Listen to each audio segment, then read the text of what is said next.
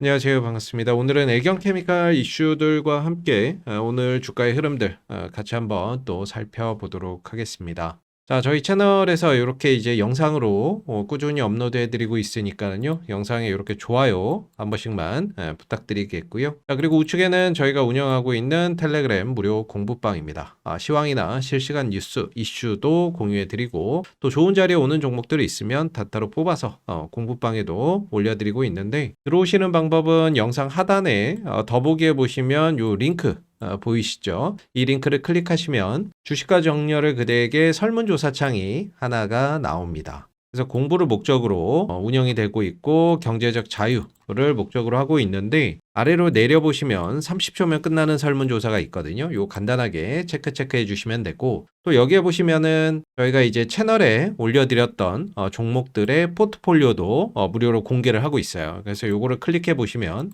이렇게 주식과 정렬을 그대에게 유튜브 구독자 포트폴리오라고 해서 기존에 저희가 올려드렸던 종목들 편입 시점, 편출 시점 이런 부분들을 다 이렇게 기록지로 남기고 영상으로도 남겨놓고 있죠. 그래서 최근 같은 경우에는 제주반도체라든지 코스모 신소재, 대한전선, 한정기술 이런 이제 종목들이 각각 70%, 50%, 60%, 30% 이상의 상승 파동을 좀 보였었는데, 제주반도체 같은 경우에는 8월 29일에 이제 편입을 하면서 이렇게 영상으로도 저희가 채널에 남겨드렸었죠. 이후에 27,100원까지 상승하면서 약 70%에 가까운 상승 파동이 있었고, 코스모 신소재 같은 경우에는 이제 9월 17일에 저희가 포트폴리오에 편입을 하면서 그때 당시에 이제 채널에 또 이렇게 영상으로도 올려드렸었던 부분들인데, 이후에 이제 10월 27일에 65,300원까지 상승하면서 약 50%에 가까운 상승 흐름들을 보였던 모습들이 되겠습니다. 자, 여기 대한전선 같은 경우에는 10월 3일에 편입을 하면서 역시나 똑같이 채널에 영상으로도 남겨드렸었고, 이후 이제 한 달 만에 11월 3일에 25,600원까지 상승하면서 약 60%에 가까운 상승 흐름들을 보였던 모습이죠. 그래서 이렇게 편입하는 종목들 또 편출되는 종목들 다 포트폴리오에 기록해서 보여드리고 있고, 영상으로도 이렇게 다 기록으로 남겨놓고 있습니다. 그래서 기업에 대한 또는 종목에 대한 공부를 목적으로 운영이 되고 있는 저희 공부방이고, 아래 보시면은 요 30초면 끝나는 설문조사가 있거든요. 하나하나 간단하게 작성해 주신 다음에 여기 공부방 입장하기라고 되어 있는 부분들 클릭해서 들어오시면 더 많은 자료들을 무료로 다 공유해 드리고 있습니다. 오늘 애경케미칼이 2%대 하락 흐름들을 보이면서 마무리가 됐습니다. 거래량 26만 주가량 발생이 되면서 하락을 했고요. 최근 4일 연속 음봉 흐름들이 출현이 되고 있습니다. 수급에 있어서는 이제 최근 3일 동안 연기금 쪽에서 매도가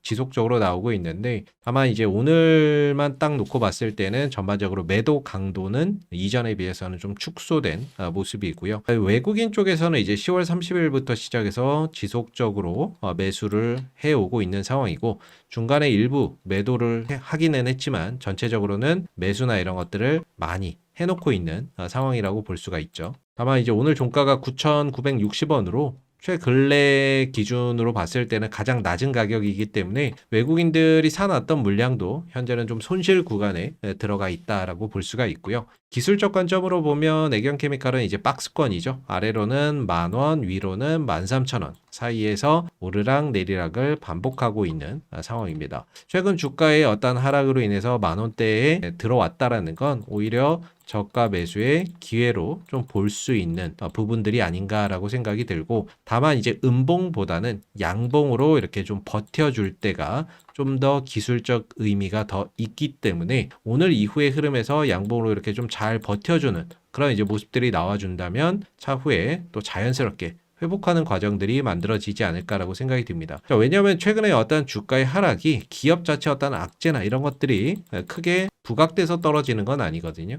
개인적으로는 최근에 주가의 하락은 좀 시장의 영향이 크다라고 보고 있고, 최근 이제 코스피 코스닥이 21선 깨지고 하락폭이 좀 확대되고 있죠. 오늘도 하락을 했는데 전체적으로 하방 변동성이 좀 확대되고 있는 상황입니다. 그러다 보니까 심리가 흔들리고 매수세가 사라지고 그러다 보니까 이제 주가의 하락도 확대되고 있는 모습인데, 일단 거래량이 따라붙고 있지 않기 때문에 거래 없는 요런 하락들, 시장의 영향으로 심리가 굳어서 떨어지는 하락은 시장이 좀 안정되고 진정되면 자연스럽게 또 회복을 하는 과정들이 있을 거라고 저는 생각을 하고요. 그렇기 때문에 만 원대에서 좀 양봉으로 지지되고 시장이 좀 안정을 찾아간다면 자연스럽게 또 차후에 최근 하락을 만회해주는 반등세가 연출이 될 수 있을 거라고 생각을 하고 있습니다. 아무래도 이제 반등이 나오고 상승을 좀 크게 하려면 결국엔 좀 이슈가 따라와 줘야 되겠죠. 자, 근데 이제 아시다시피 애경케미칼은 올 상반기에 나트륨 배터리의 어떤 대장주로서 이슈가 부각되면서 거래량 터지고 급등이 나왔던 종목이에요. 그렇기 때문에 제일 좋은 거는 이제 나트륨 배터리 이슈가 나와주는 것이 대장주로서 상승률을 확대하면서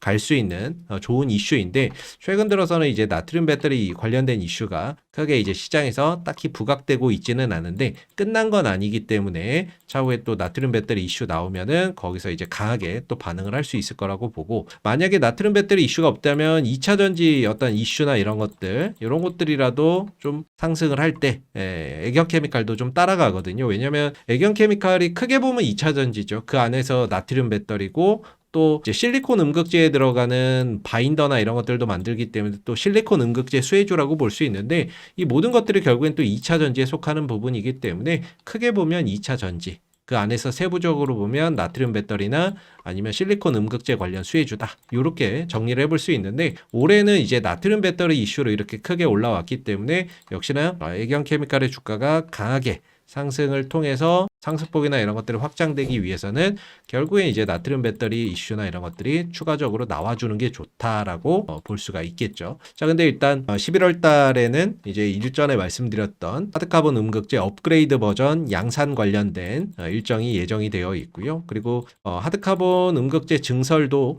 계획을 하고 있다라고 했기 때문에 아마 이제 증설에 관련된 이야기도 한번 나올 수 있습니다. 그리고 12월 같은 경우에는 KTL이 나트륨 배터리를 본격적으로 또 양산하는 그런 이제 시즌이기 때문에 이런 어떤 이슈들이 발생이 됐을 때 특징주 기사나 이런 것들로 확장되면서 애경케미칼의 주가가 또 움직이는 계기가 될 수가 있죠. 그래서 애경케미칼 홈페이지에 이렇게 쭉 들어가 보게 되면 음극 소재에 대한 이런 이제 설명들이 쭉 나와 있습니다. 그래서 쭉 내려보면은 AHC-3 요거죠. 그래서 요거는 이제 친환경 바이오 매스 원료를 바탕으로 생산된 하드카본 음극 소재다라고 이야기를 하고 있고요. 구형의 입자 형태, 구형이라는 건 이제 동그란 어떤 입자 형태로 고출력, 고에너지, 밀도 구현이 가능하며 수계 및 유계 바인더 모두 안정적인 성능 발현이 가능한 장점을 가지고 있다라고 설명을 하고 있습니다. 그래서 H3는 이코노미, 스탠다드, 하이 세 가지 그레이드, 세 가지 버전이라고 보면 되겠죠. 세 가지 버전으로 고객의 니즈에 맞는 최적의 하드카본 음극 소재를 제공할 수 있다라고 나와 있고요.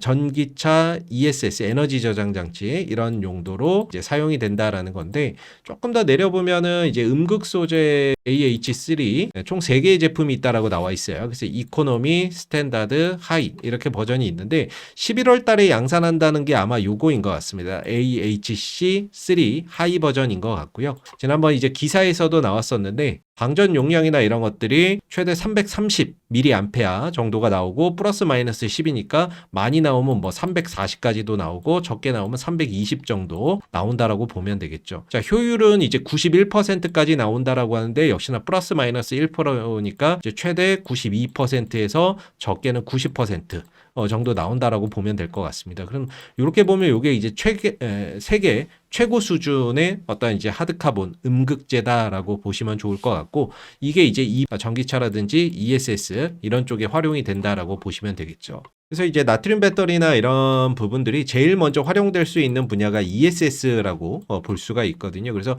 이제 리튬 대신에 이제 나트륨을 주 원료로 사용하는 게 나트륨 이온 배터리인데, 이 나트륨 이온 배터리에는 하드카본 음극재가 들어갑니다. 그래서 일반 흑연이나 이런 것들이 들어가는 게 아니라 층상이나 이런 것들 구조가 좀 크게 벌어져 있는 하드카본 음극재가 들어가는데 요걸 이제 애경 케미칼이 양산을 하는 거죠. 근데 또 나트륨 이온 배터리 같은 경우에는 제일 먼저 ESS 시장 그런 쪽 에너지 저장 장치 쪽으로의 진출이나 이런 것들이 우선적으로 좀 진행이 될 것으로 보고 있고 글로벌 테스트, ESS를 만드는 에너지 저장 장치를 만드는 기업들, 이런 기업들의 이제 글로벌 어떤 배터리 테스트, 이런 성능 테스트나 이런 것들이 진행 중에 있다.